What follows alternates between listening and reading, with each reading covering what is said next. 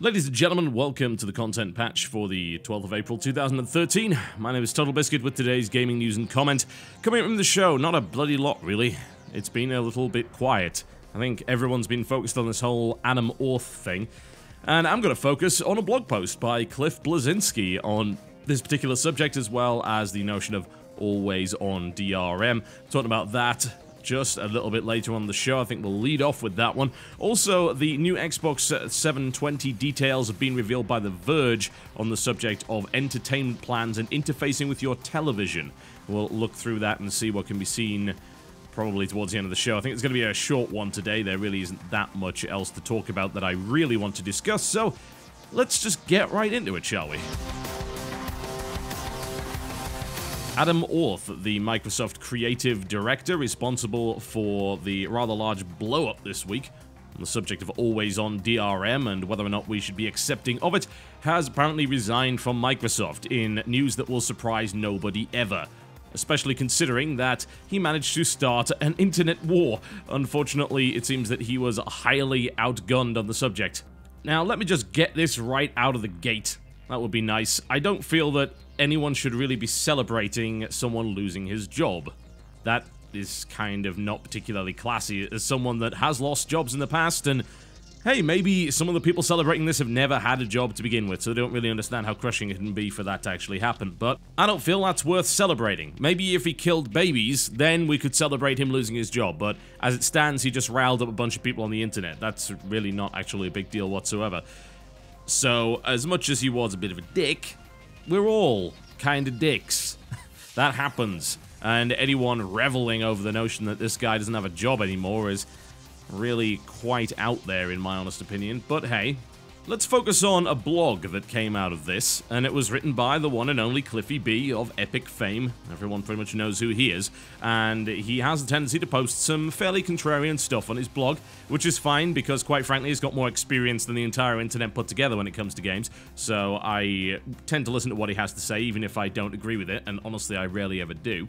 Anyway, on his blog Clifford Unchained, also known as DudeHugeSpeaks.tumblr.com, he described the notion of deal with it, spoke for about half the time on the subject of Adam Orth, which I don't really want to cover, but the rest of it was on the subject of always on DRM, and he said, "My gut is telling me that an always on future is coming, and it's coming fast and possibly to the majority of devices that you enjoy."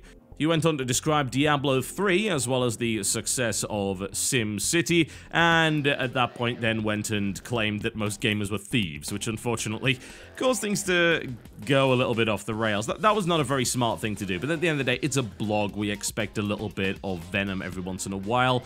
Although, please, it's probably best that you get over the fact that the original port of Gears of War to the PC, which came about a year late and was goddamn frickin' awful, was pirated all hell. It was pirated all hell because it was a year late and it was really bad, Cliffy.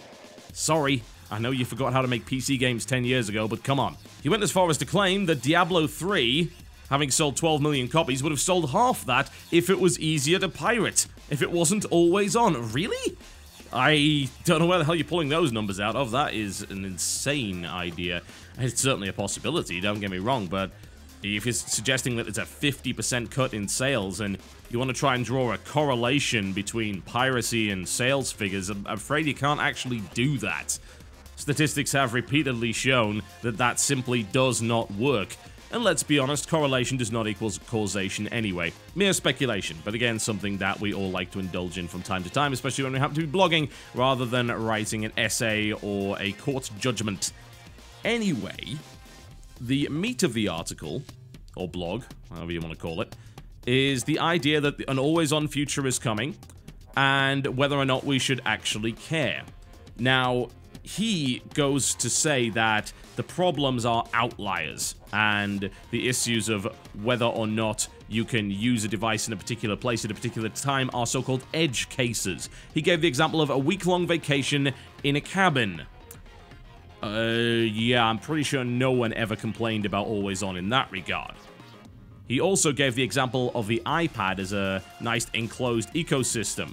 he, weirdly enough, seems to think that the iPad requires always on to do everything. No, actually, I'll tell you, the weird thing about the iPad is that while it works really well when it's connected to the internet, as you might imagine, it works extremely well while it's not connected to the internet. You know where I use my iPad most? On the plane, where I generally do not have an internet connection, and it works wonderfully.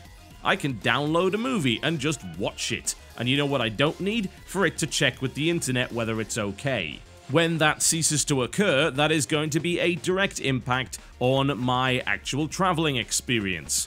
Traveling is something I do quite a bit. I'm sure Cliffy B can relate. He does it quite a bit too. Considering that Epic is actually based in North Carolina, I'm pretty sure that he can also relate to the experience to be found in Charlotte Douglas Airport. He's no doubt flown out of there as many times or even more so than I have. He goes on to talk about an always-on ecosystem and says if the ecosystem of an always-on connected device is fantastic, then suddenly people don't really seem to notice anymore. And yet, the iPad is a terrible example of that. It really is not the device that everyone is online with all the time. It is, in fact, as I said, a device that is extremely effective, one of the most effective devices for areas where you do not have an internet connection. Certainly extends the battery life, I'll tell you that for a fact. I must reiterate the problem with Always On, and the fallacy that for some inexplicable reason is coming out of industry talking heads, and I cannot fathom. I really cannot. Is this a crippling lack of self-awareness? I don't really know, but what we learned from the SimCity disaster, as well as from Diablo 3, is this. It is not the stability of our internet that we worry about, it is the stability of your servers. We do not trust you to keep your servers up. And the thing about this is, it doesn't really affect neckbeardy nerds as much as it does the average family gamer. The average family gamer goes to work, 9 to 5. Maybe he gets up at 7:30, he gets his shower, he takes his shave. Goes for his wonderful daily commute, gets stuck in traffic, gets raged at by the people around him, listens to the terrible top 40 music on the radio in his monotonous daily routine, but he does it because he loves his family. He arrives in the office, gets shouted at by his boss, a douchebag with a degree in business from the local community college. He sends some faxes because some companies for some reason haven't learned what email is. He fixes the photocopier because no one else in the office knows how. Technical, right? He eats his packed lunch, a depressing thing, 2 pieces of Wonder Bread and some peanut butter, a half-full packet of Cheetos. Somehow his soda is flat, Lord knows how that ended up happening, and someone stole his dessert from the fridge. The day drags on and on and on, and apparently slower and slower, some crazed paradox, a quantum time dilation occurs as a direct result of sheer boredom and monotony, the job that you work simply to pay the rent, no joy whatsoever, a supposed dead end in your life, kept only alive by the fact that you are providing for the family you care about and love so much. Back in the car, another commute, same thing, only in the other direction, yet more road rage, yet more top 40 nonsense. You get home at 6 or 6:30. Little Jimmy had a bad day at school, he was bullied. He's also failing in mathematics and chemistry. Gotta check his work, gotta make sure that everything is okay there, spend a little bit of time with the family. Your wife's been having trouble with her car, go and check the tires, check under the hood, make sure everything is okay. Suddenly it's dinner time, you eat dinner, it's all been sorted out, and finally, perhaps, finally, you get to sit down and play some games in the half an hour of spare time that you might have, and server is down, try again later. Do you get my point? The thing about Always On is that the alternative that Cliffy B presented, the idea of it checking in every once in a while, is what we already have and it works perfectly fine. What Always On ecosystem can you possibly imagine that you would want to participate in where the benefits would actually outweigh the downsides to it? Which one exactly? I can tell you this for a fact, the last thing I want in an increasingly mobile world is more Always On applications. If I'm walking around and, leaving the house, I don't want to be burning bandwidth on my 4G connection, especially not in the US, a place where the notion of unlimited data is alien. They gouge you over here for mobile data in a major way. The UK is pretty bad at it as well, and no doubt there are other countries. I assume Canada's like that, considering that their actual monthly internet connection caps are the way that they are. Checking in is fine. That's not a big deal. Once again saying, oh, check in to make sure that nothing's been hacked, everything's legit. Come on. This is called just not trusting your customers, and having that distrustful attitude, while it might be justified, is not a good way to do business, because you will drive people away from your model. You'll say, oh, we don't trust you. Well, screw you, I don't trust you. You're out to try and make as much money out of me as possible, and you've repeatedly proven time and again that you make bad decisions that are anti-consumer. I don't trust you, and I have a legitimate reason. I can say that what you did affected everybody, whereas piracy is not something I partake in, so why the hell should I be punished for it? This is how you piss people off to the point of where they don't want to game on your devices anymore. Why on earth you would take these kind of risks when it's been shown that over the past couple of years console gaming has been in decline in terms of sales? You remember that 18% figure? That should be in the mind of everybody who is developing console games or indeed developing console hardware. And they should be thinking, what happens if we push a little bit harder? What happens if we push a little bit further with our BS? What happens if the next Xbox Live costs $10 a month? What happens if the next Xbox has to be always on or has a Kinect which constantly tracks you? What happens if you're forced to use that bloody device even though you don't want to? What happens if the PlayStation 4 has some ridiculous stuff involving social networking and tweeting to your friends that is very difficult to turn off? What happens if it's just a bad machine? And at that point, what happens when people say, screw it, I give up on this. I'm either going to go to PC or I'm just going to play on my phone, because even though those games are simpler, I'm a working schmo. I work 9 to 5, my commute sucks. I'm the only guy that can fix the photocopier, and I don't have time for your bullshit. Well, on the subject of the Xbox 720, The Verge has apparently somehow managed to get hold of a bunch of information in regards to what this thing actually does, and enlightens us on the subject of Microsoft's plans for the living room. There are claims that Microsoft will be investing in TV in a very big way, and this thing will actually be able to take over the duties of your television and your cable box, working in a fairly similar fashion to Google TV. Now, Google TV is integrated into several devices already. The LG Smart TV, one of them actually. Funnily enough, the Smart TV that I have, I don't think is actually a Google TV. I have an older Sony Google TV, and there's a lot of crazy things that that thing can do. It's actually quite nifty, very much like that. And you can also add it to pretty much any device using a set-top box. So essentially, what the new Xbox will do, according to these particular rumors, is be that set-top box. You will pass the cable box signal through the Xbox via HDMI, which will allow the console to overlay a UI and features on top of the existing television channel or set-top box. And this is all gonna go in with the Kinect as well to track eye movement, pause content when a viewer turns their head away from the television, which I might add is a dreadful idea and needs to be turned off. It's like, oh, gotta check on the food for a second. No, it's like, there are other people watching the TV, don't do that. How many people have to turn their head away from this thing? What about if you're multitasking? What about if you've just got this thing running while you're cooking or whatever and it's just kind of all in the background? I hope that's disableable, I've got to say.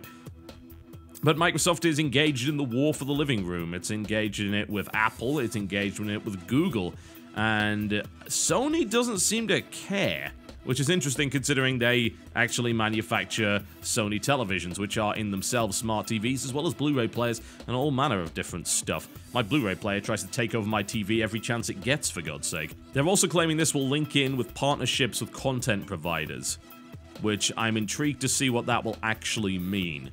It seems like on-demand content is fairly easy to acquire anyway. If you talk about Netflix, Netflix is built into most modern TVs now. Anything that's past the entry level that's a smart TV will have Netflix available for it. It'll have Hulu, it'll have Amazon Instant Video. All of that stuff will be available as apps. A lot of these things are actually running derivatives of Android now, so you can use almost anything on them. My television downstairs has freaking Angry Birds pre-installed. Not that I would ever want to use that, but I don't know how big a deal this really is yet. That's what really gets me. And also, it's technology that really doesn't bother me personally in any way. I could certainly see that it would be great for people that don't own a smart TV. It's a good way to upgrade your existing television setup without buying a new TV. And that in itself is awesome, because televisions are bloody expensive, good lord. They're one of the most expensive things that you can own in your house as a piece of consumer electronics. So if you happen to buy an Xbox, and it has all that functionality and it can interface with the television via HDMI, which is a pretty neat way of doing things. That should be fairly universal rather than just relying on very specific ties between manufacturers and devices. Then that will be beneficial to some people. For me, though, as someone that already owns this kind of technology, this is of no use, and I want to know about their gaming plans. The problem that I have with the Xbox right now is that all the information we've gotten, who knows what the real story is with this machine, right? Rumors, rumors, rumors. We don't know anything about whether Always On is even a thing. It's a rumor at this point. Admittedly, this sort of adds to that, the idea that you would have to be connected to the internet to stream content and so on and so forth. I can see if they're trying to integrate this whole thing into one living room device, then yes, that online connection would be required. Funnily enough, I don't want it as my living room device. I want it as a console. That's what it's for. And we've heard precious little about its ability to be a games console at this point.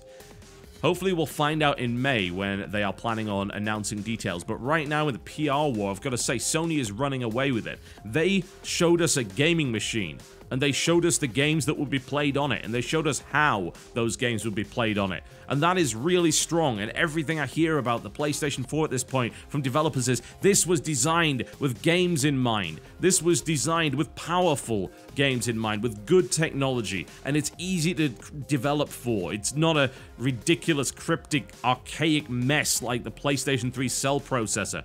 It uses architecture that actually makes sense. This is what I'm hearing about the PlayStation 4, and me, who tries their very best to stay away from confirmation bias and reads as many articles about new consoles as I can only find negativity about the 720. It's got to get to a head at some point. We've got to get to the point where Microsoft actually comes out and says, these are the games you can play on this thing, because otherwise they're not really in competition with Sony anymore. The PlayStation 4 comes out, runs away with it because it's the only legitimate gaming console. That would be a weird situation, wouldn't it? But, oh well, as I say, it's nice technology by the sounds of it, but what worries me greatly is this is what we're hearing from the leaks. This must be a pretty big deal if this is what we're hearing about and not its actual gaming capabilities. Either that or Microsoft is a master of hiding information, which, considering the number of leaks in their ship recently, I'm surprised is not at the bottom of the ocean by now. Alright folks, that's me done for the day and also me done for the week. Thank you very much for watching the content patch. Please have a safe and wonderful weekend, and I will see you next time.